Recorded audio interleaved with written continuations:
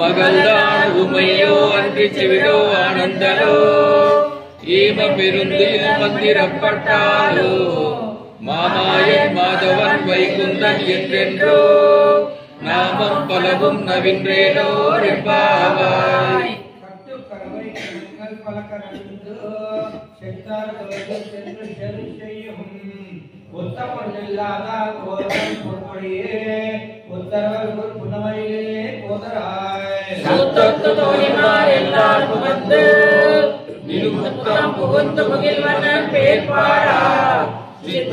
பேசாதே செல்வ பெண்ணாட்டி நீ எந்த குறுங்கும் பொருளேரோ ரெம்பாவாய்.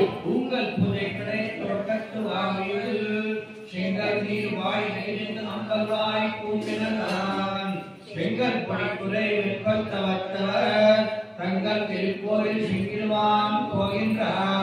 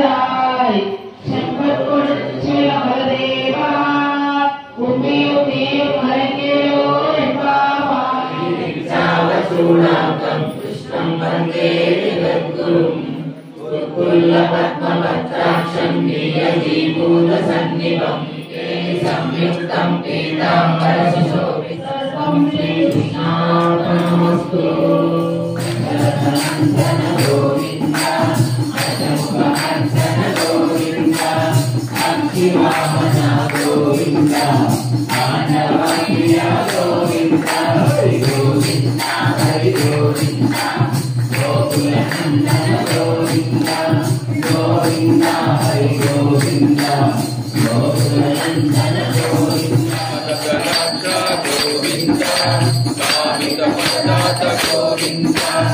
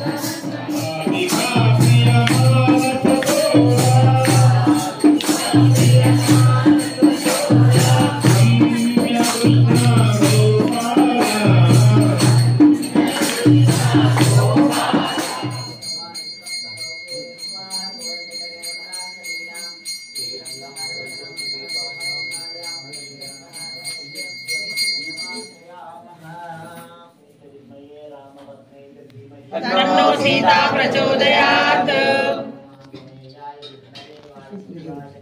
तन्नो हनुमान प्रचोदयात् तन्नो शिष्य प्रचोदयात् तन्नो शिष्य प्रचोदयात् तन्नो गरुड प्रचोदयात् तन्नो शिष्य प्रचोदयात्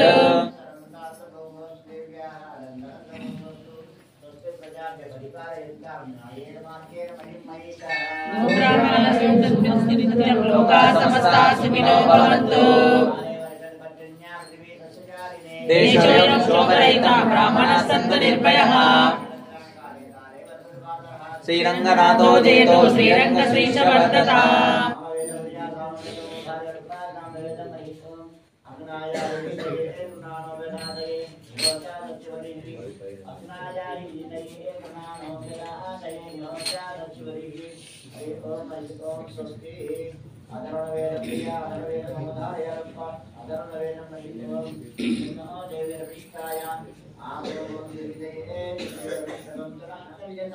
सर्वेषां प्रथमाचार्यं श्रीनिवासमहं भजे पाणे विश्वम्भरा गोदा वन्दे श्रीरंगनायकी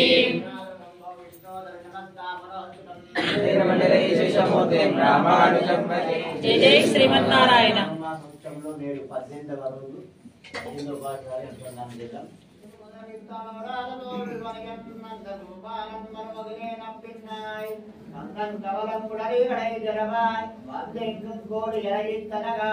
மாதவி பந்தல் மேல் பல்கால் கூலிங்கள் கூலியான் வந்தார் விரலிக்கும் மைத்தனன் பேர் பாடா சீதாமலை கையால் சீரார் மலைப்பா வந்து திரவாய் மகிழ்ந்தேலோர் என்பாவாய் ஆராத்யம் சம்சுதி சரசிர சித்தமத்யாபயந்தி गोदातस्यै नमैदमिदं भूय एवास्तु भूयः पन्नतिरुप्पावै कल्पदियम्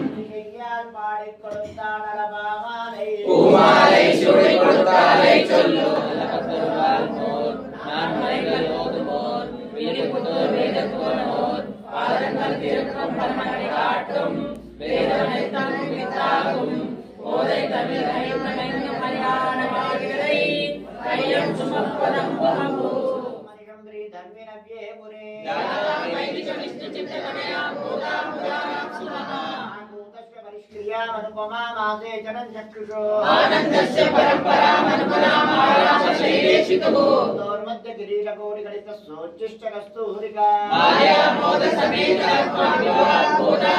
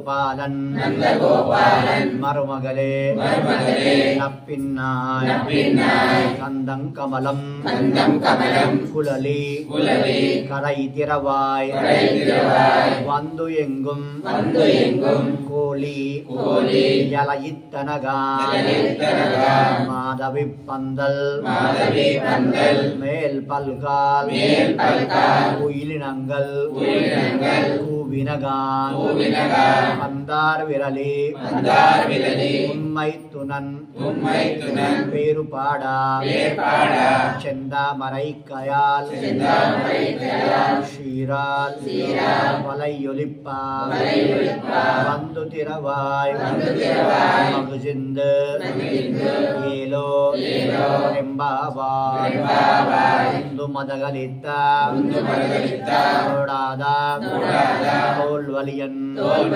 ನಂದಗೋಪಾಲನ್ ಮರುಮಗಳೇ ನಪ್ಪಿನ್ನಾಯ್ ಕಂದಂಕಮಲುಂ ಕುಲಲಿ கடை திரவாய் வந்து எங்கும் கோழி யலயித்தனகான் மாதவி பந்தல் மேல் பல்கால் குயிலினங்கள் వినగా వందారు విరలే ఉన్మైతునన్ పేరు పాడా చెందామరైక్కయాల్ శ్రీరార్ వలయులింప వందు తిరవాయ్ మగజిందు ఏలో రెంబావాయ్ నీలాతుంగా స్తనగిరితటే సుప్తం భోజ్య కృష్ణం ఆరాధ్యం స్వం శృతి శతశిరసిద్ధం అధ్యాపయంతి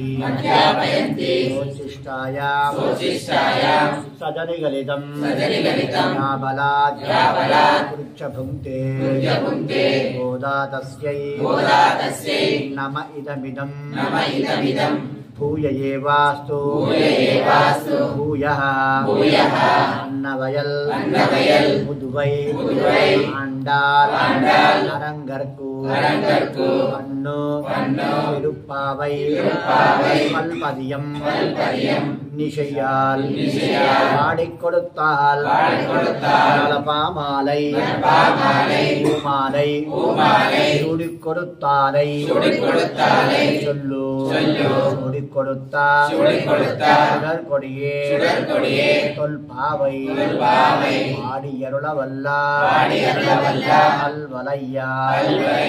నాడిని వెంకటవర్కు విధి ఎన్న విమ్మాత్తం నాంగడవ అన్నమే నలుగు ఆండాల్ దివ్య తిరువడిగలే శరణం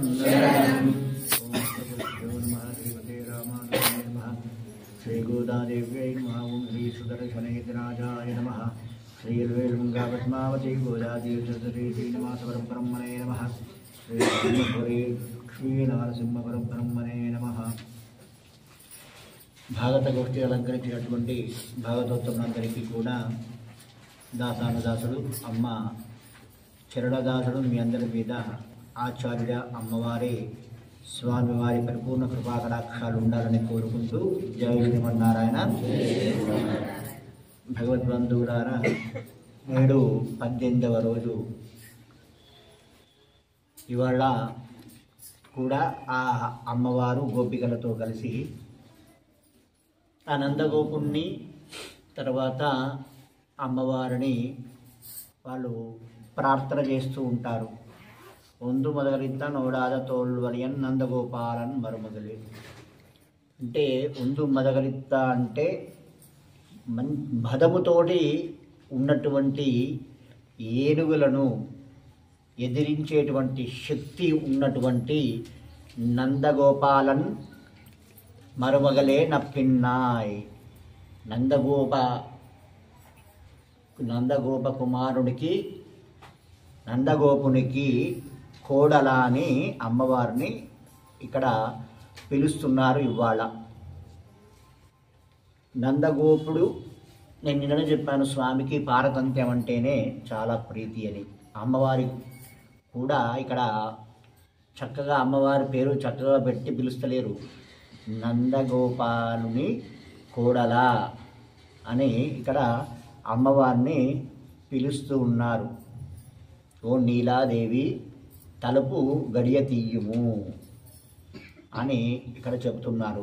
అయితే ఇక్కడ మదించినటువంటి ఏనుగులతోటి నందగోపాలుడు పోలికను పెట్టారు. అంటే భుజబలం కలవాడు ఆ నందగోపాలుడు అని చెప్పేసి ఇక్కడ అమ్మవారు చెబుతూ వచ్చింది. కానీ ఇక్కడ నందగోపుడు అంటే ఆచార్యుడు.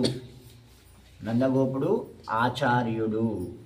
యశోద అమ్మవారు ఏమిటి అంటే మంత్రము. యశోద అమ్మవారు మంత్రము. బలరాముడు ఉంటాడు. బలరాముడు ఎవరు అంటే ఆచార్యుడు. ఆచార్య సమాశ్రయనం చేసేవాడు. అంటే మొదలు మంత్రాన్ని మనము తీసుకోవాలి. ఆ మంత్రాన్ని అనుష్ఠానం చేస్తూ ఉంటే అప్పుడు పరమాత్మ మనకు దగ్గరికి వస్తాడట. అందుకొరకే మొదలు నందగోపుడు, తర్వాత యశోద, మధ్యలో కృష్ణుడు, ఆ తర్వాత బలరాముడు. ఈ విధంగా వరుసగా వాళ్ళను లేపుతూ వచ్చినారు. ఇక్కడ ఏనుగుకి ఉన్ను భగవంతుడికి మధ్య సామ్యాన్ని చెబుతున్నారు. ఏనుగు అంటేనే మనకు తెలుసు చాలా బలశాలి, ఎంతో ఎత్తుగా ఉంటుంది. అది ఎంత బలమైందైనా పర్వాలేదు, కానీ మావటి వాడికి మాట వింటది. మావటి వాడు ఎట్లా ఉంటాడు? బక్కగా, వాడు ఒక్కసారి తొండతో కొట్టేస్తే వాడు ఎక్కడికో పోతాడు. కానీ ఆ ఏనుగు మావటి మాట వింటుంది. అంటే భగవంతుడు ఆచార్యుల యొక్క మాట వింటాడు అని ఇక్కడ చెప్తున్నారు. ఇంకా ఏం చెప్తుందంటే, ఏనుగు తనను తాను కట్టుకోవడానికి పాశము అంటే తాడుని ఇస్తుందట మావాడి వాడికి. అట్లే భగవంతుడు కూడా తనను పట్టుకోవడానికి తాడు అనేటువంటి ఒక మంత్రాన్ని మనకు ఇస్తాడట. ఆ మంత్రం పట్టుకుంటే ఎట్లయితే ఏనుగు కట్టుబడుతుందో ఆ భగవంతుడు కూడా మనకు కట్టుబడతాడట. ఇంకా ఏం చెప్తున్నదమ్మా అంటే, గజము తన మీద అంటే ఏనుగు తన మీద ఎక్కించుకోవడానికి ఏం చేస్తుందంటే ఒక కాలుని ఇట్లా వంచి పెడుతుందన్నమాట. వంచి పెట్టేసి ఆ కాలు మీద మావటివాడు ఎక్కి పైకెత్తుతాడు. అట్లే ఇక్కడ పరమాత్మ తనను పొందడానికి తన పాదాలను చూపిస్తున్నాడు. ఇక్కడ వెంకటేశ్వర స్వామిని గమనించారా? ఒక చెయ్యి ఈ విధంగా ఉంటుంది, అభయాస్తం ఉంటారు. ఆ అస్తం ఎటు చూపిస్తుంది అంటే కిందికి చూపిస్తుంది, పాదాలకు. అంటే ఎవడైతే నా పాదాలు పట్టుకుంటాడో వాడికి దేంట్లో కూడా ఇబ్బంది ఉండదు అని చెప్తున్నాడు. అట్లే ఇక్కడ గజము ఎట్లయితే మావటి వాడిని మీరికి ఎక్కించుకుంటాదో అట్లే భగవంతుడు కూడా తన పాదాలతోటి తన దగ్గరికి తీసుకుంటాడట. ఇంకా ఏం చెప్తున్నదమ్మా, ఈ ఏనుగు మావటి వాడి మాటను విని ఎవరిని ఎక్కించుకోమంటే వారిని ఎక్కించుకుంటుంది. మనం చక్కగా పోతే ఎక్కించుకుంటారా? ఎక్కించుకోదు. మావటి వాడు ఎక్కించుకోమంటే ఎక్కించుకుంటాడు. అట్లనే భగవంతుడు కూడా ఆచార్యుని యొక్క కృప కలగాలి. ఆచార్యుని యొక్క కృప కలిగితే భగవంతుడు మనకు దొరుకుతాడు. అట్లే ఏనుగు స్నానం చేస్తుంది, మంచిగా నీళ్ళతోటి స్నానం చేస్తుంది. చేసుకొని వచ్చి బయటకు వచ్చిన తర్వాత ఇసుకతోటి కూడా స్నానం చేస్తుంది. ఇసుకను మీద చల్లుకుంటుందట. అంటే భగవంతుడు వేద మంత్రాలకు మనకు లోనవుతాడు. అట్లే భజనలకు నామ సంకీర్తనలకు కూడా లోనవుతాడట. ఇంకా ఏం చెప్తున్నది, ఏనుగు బాగా బలం ఉన్నటువంటిది, బాగా స్థూల శరీరం ఉన్నటువంటిది అయినా కానీ అతి సూక్ష్మమైనటువంటి అంకుశం అంటే మావడి వాడి చేతిలో ఒక కర్రకు దానికి ముందట ఒక చిన్న మొల ఉంటుంది, దాని అంకుశం అంటారు. ఆ అంకుశము తోటి అది ఎటు పొడిస్తే అటువైపే వెళుతూ ఉంటుంది. అంత పెద్ద భారీ శరీరం గల ఏనుగు కూడా ఒక చిన్న అంకుశానికి ఎట్లయితే లొంగుతుందో భక్తుల యొక్క జ్ఞానానికి భక్తికి భగవంతుడు లొంగుతాడట. ఈ విధంగా ఆచార్యుడికి భగవంతుడికి ఏనుగు అంటే ఎవరు? ఆచార్యుడు. ఆచార్యునికి మధ్య ఇవాళ అమ్మవారు చాలా అద్భుతమైనటువంటి వర్ణన చెప్పింది. ఈరోజు కూడా ఆ నందగోపుణ్ణి అమ్మవారిని నిద్ర నుండి లేపారు.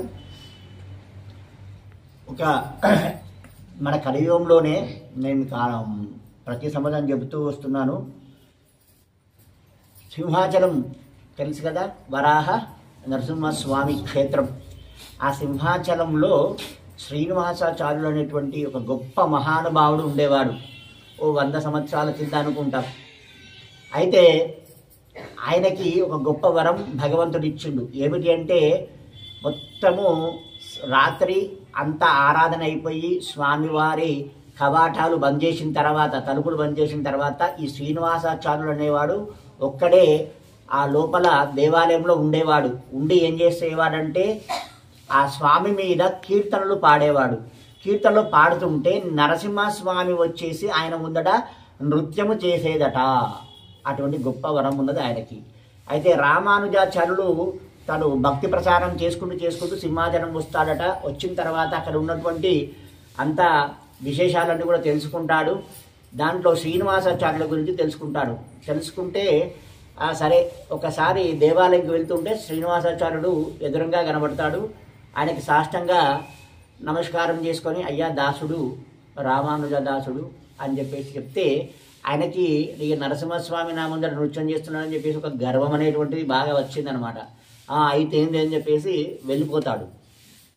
మళ్ళీ రెండవ రోజు ఆ రామానుజాచార్యులు ఆయన దగ్గరికి వెళ్ళి శ్రీనివాసాచార్యుల దగ్గరికి వెళ్ళేసి అయ్యా దాసుడి ఒక చిన్న కోరిక అంటే ఏమిటి చెప్పు అని అంటాడు. ఏమీ లేదయ్యా, మీతోటి నరసింహస్వామి మీరు పాటలు పాడితే నృత్యం చేస్తున్నాడు కదా, నా కోరికను స్వామివారికి చెప్పండి. ఈ రామానుజ దాసుడికి మోక్షము ఎప్పుడిస్తాడు అని చెప్పేసి కనుక్కోమని చెప్తే సరే అంటాడు. సరే ఆ రోజు రాత్రి వెళ్తాడు, కీర్తనలు పాడతాడు, స్వామి నృత్యం చేస్తాడు, అయిపోతుంది. అయిపోయిన తర్వాత ఈ శ్రీనివాసాచార్యులు అడుగుతాడు, అయ్యా ఒక రామానుజాచార్యుడు అనేటువంటి ఒక వ్యక్తి వచ్చిండు, ఆయనకు మోక్షమట ఎప్పుడు ఇస్తావు అని అడుగుతాడు. ఈయన అడిగితే అప్పుడు స్వామి ఏమంటాడంటే నేను ఎవరిని మోక్షం ఇవ్వడానికి, ఎవరికైనా మోక్షం కావాలంటే వాడు సంతకం పెడితేనే మోక్షం వస్తుందిరా అని చెప్పి అంటాడు. అంటే రామానుజాచార్యుడు ఫైల్ మీద సంతకం పెడితేనే వాడికి నేను మోక్షం ఇస్తా. నీకైనా సరే ఎవరికైనా సరే, నీకు కేవలం నువ్వు ఇక్కడ కీర్తనలు పాడితే నేను నృత్యం చేసే వరకే మన మధ్య సంబంధము, కానీ వారితోటి నాకు ఎప్పుడు కూడా సంబంధం ఉంటుంది. ఎవరికైతే సంతకం పెడతాడో వాళ్ళకి మోక్షం ఇస్తా అని చెప్పేసి అనగానే ఆ శ్రీనివాసాచార్యులకు ఒకసారి గర్వమంతా కూడా పోతుంది. ఆ రామానుజాచార్యుల వైభవం తెలుసుకున్నవాడై ఆయన దగ్గరికి పరిగెత్తుకుంటూ వెళ్ళి ఆయన కాళ్ళ మీద పడి అయ్యా నా తప్పును క్షమించండి, నాకు మోక్షాన్ని ఇవ్వమని చెప్పేసి మీరే రికమెండేషన్ చేయండి అని చెప్పేసి అక్కడ ఆ రామానుజాచార్యులకు చెప్తాడు. అంత అద్భుతమైనటువంటి స్వామి మన భగవత్ రామానుజాచార్యులు. తిరుపతికి వెళితే మీరు మెయిన్ ప్రధాన హుండీ ఉంటుంది. ప్రధాన హుండీకి ఆపోజిట్లో ఒక గద్దె మీద భాష్యకాచార్య సన్నిధి అని చిన్నగా ఉంటుంది. అక్కడ ఖచ్చితంగా దర్శనం చేసుకోవాలి. మీరు ఎన్ని చేసుకున్నా వేస్టే. ఆ స్వామిని చూసినా చూడకపోయినా ఏం కాదు, కానీ ఆయన దగ్గరికి వెళ్ళి అయ్యా జీ హుజూర్ అంటే చాలు, నేను వచ్చినా అంటే చాలు, అయిపోతుంది. మరి అంత గొప్ప స్థానాన్ని ఇచ్చిండు రామానుజాచార్యులకు భగవంతుడు. ఆ తొండమాన్ చక్రవర్తికి ఏం చెప్తారంటే, అరే నువ్వు దేవాలయం కడుతున్నావు కదా, నువ్వు ఏది ఎట్లయినా కట్టుకో, నాకు సంబంధం లేదు, కానీ నా గురువు వెంకటేశ్వర స్వామికి గురువు అయిన రామానుజాచార్యులు, నా గురువు యొక్క ఆలయము, ఆయన యొక్క పీఠము నా నాభి వరకు ఉండాలి, ఆ పీఠం మీద ఆ ఆచార్యుల యొక్క విగ్రహం రావాలని చెప్పేసి ఆదేశం చేస్తాడు తొండమాన్ చక్రవర్తికి. అట్లే ఉంటుంది ఆ మూలస్వామికి ఆ పీఠం నాభి పైన వరకు ఉంటుంది. దాని మీద రామానుజాచార్యుడు, ఆయననే భాష్యకాచార్యులు, ఆయన సన్నిధి. ఈ హుండీలో వచ్చినటువంటి లెక్క మొత్తం కూడా ఆయనకే పోతుంది. ఎందుకంటే ఆయన గురువు కదా, గురు దక్షిణ ఇవ్వాలి కదా, ఆ లెక్కంతా ఆయన దగ్గరికే ఉంటుంది. అట్లాంటి మహానుభావుడు రామానుజాచార్యులు. నిన్నటి వరకు ఆ ఆచార్యుల యొక్క కార్యక్రమము అంగరంగ వైభవంగా జరిగింది. ఆచార్యుల కృపకు నిన్న వచ్చి కార్యక్రమంలో పాల్గొన్న వారికి అందరికి కూడా ఆ ఆచార్యుల యొక్క కృప పరిపూర్ణంగా లభించింది. విష్ణో ప్రవర్ధతాం విష్ణో ప్రవర్ధతాం. జై శ్రీమన్నారాయణ. జై శ్రీమన్నారాయణ. రాధే రాధే రాధే కృష్ణ ఈ రాధే జై శ్రీమన్నారాయణ. జై శ్రీమన్నారాయణ. జై శ్రీమన్నారాయణ. జై శ్రీమన్నారాయణ. జై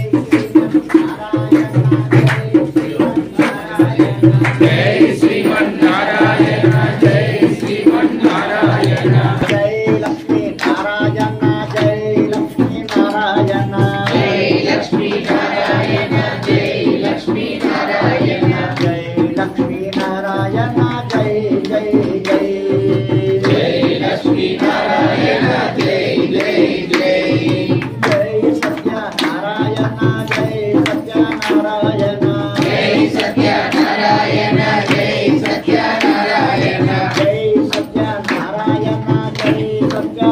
రాజ